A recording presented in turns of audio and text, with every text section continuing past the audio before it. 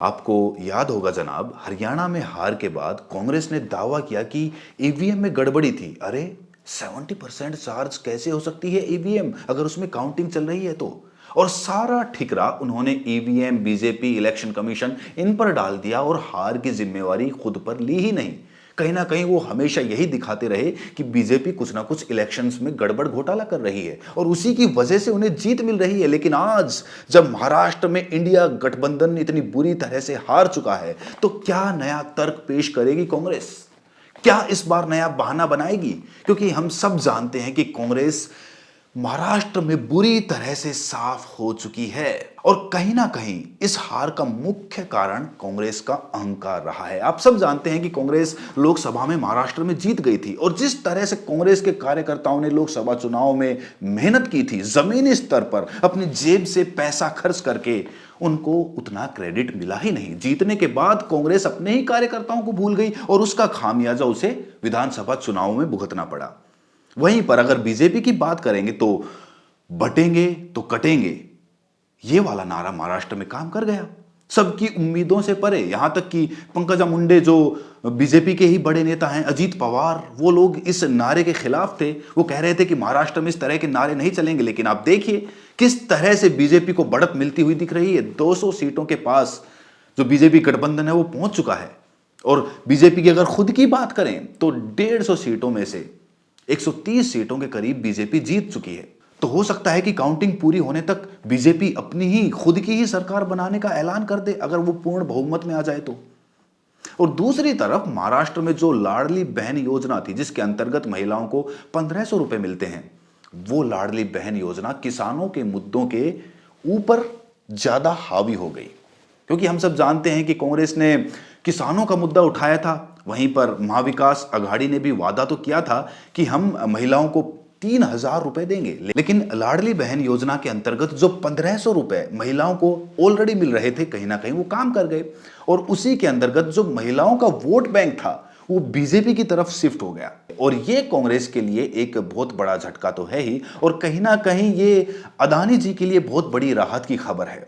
क्योंकि हम सब जानते हैं कि जो महाराष्ट्र है वो फाइनेंशियल कैपिटल कहलाई जाती है, बहुत बड़ा पैसे का लेन देन वहां पर चलता है। और हाल ही में अदानी जी के वहां पर बहुत सारे प्रोजेक्ट्स चल रहे हैं, जैसे कि जो धारावी डेवलपमेंट कॉरपोरेशन है वो भी, और एयरपोर्ट के काम है वो भी, काफी सारे टेंडर अदानी जी के वहां पर चल रहे हैं। तो वहां पर जब बीजेपी सरकार बनाएगी तो अदानी जी के लिए राहत की खबर तो है ही, और साथ के साथ जिस तरह से अमेरिका ने उनके खिलाफ अरेस्ट वारंट जारी किया है और जिस तरह से केन्या में उनके सारे प्रोजेक्ट्स को सील कर दिया गया है, रोक दिया गया है, उसके बाद महाराष्ट्र में जीत के बाद सच में उन्हें सुकून तो मिलेगा। और लेकिन झारखंड में अगर देखें, क्योंकि झारखंड से भी आप जानते हैं कि खनिज पदार्थ और कोयला जो है वो एक्सपोर्ट करने की बातें चल रही थी, लेकिन अब झारखंड में बीजेपी हार चुकी है।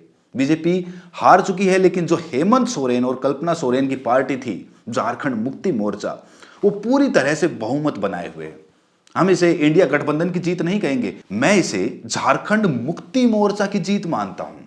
क्योंकि जिस तरह से हेमंत सोरेन की कहानी रही है, बिल्कुल फिल्मी रही है। किस तरह से उनको जेल में डाल दिया जाता है, वोटिंग से एक दिन पहले उनके ऊपर ईडी की रेड होती है, लेकिन जिस तरह से हेमंत सोरेन की पत्नी कल्पना सोरेन ग्राउंड पर उतरकर काम करती है, जिस तरह से लोगों के साथ उनका जुड़ाव होता है, रैलियां होती है, गली गली जाकर काम करती है, जमीनी स्तर पे काम होता है, और उसका रिजल्ट हेमंत सोरेन को देखने को मिला। आज वो झारखंड में अपनी सरकार बनाने जा रहे हैं।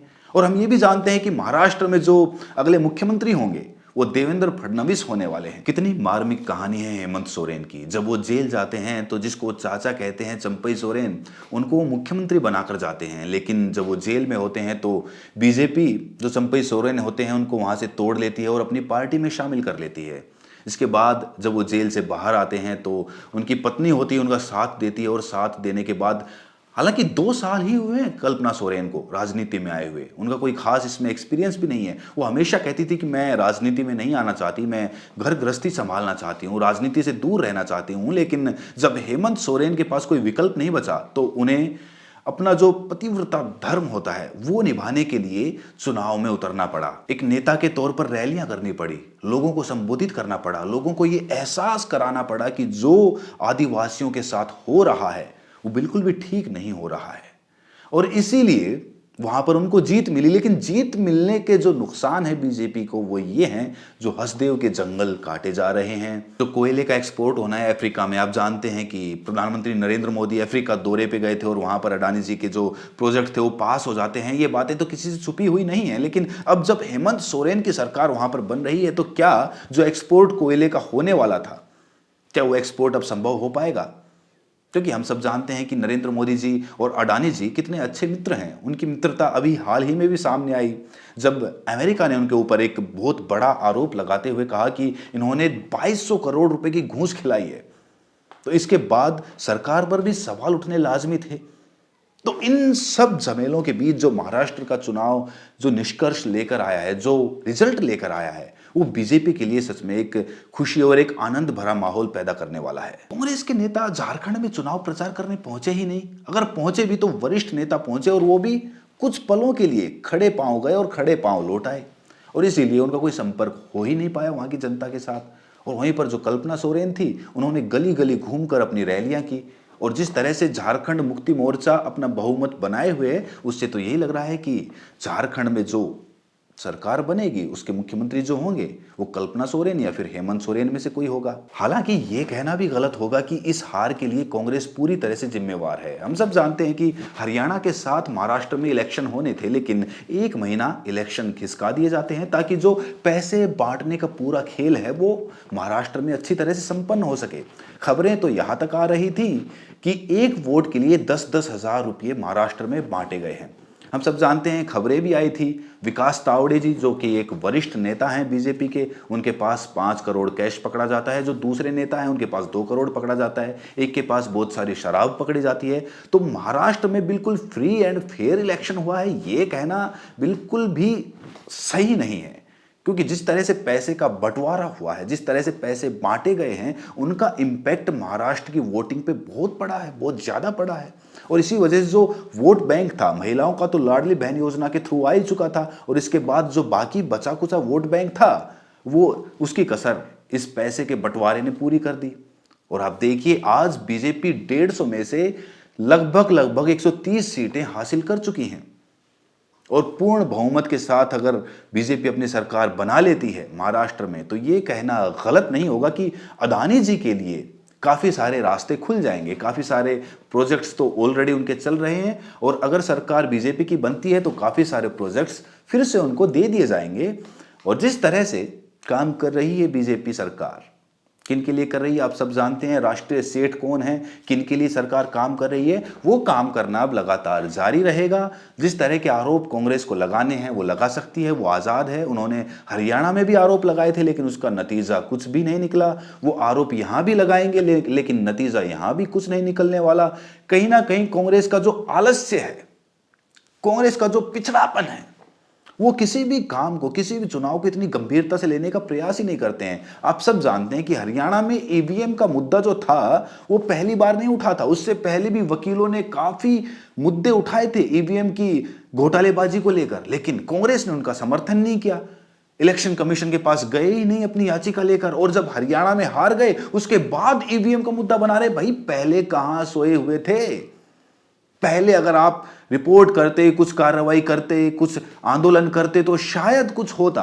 अब हार के बाद माथा पीटने से या रोने से क्या फायदा?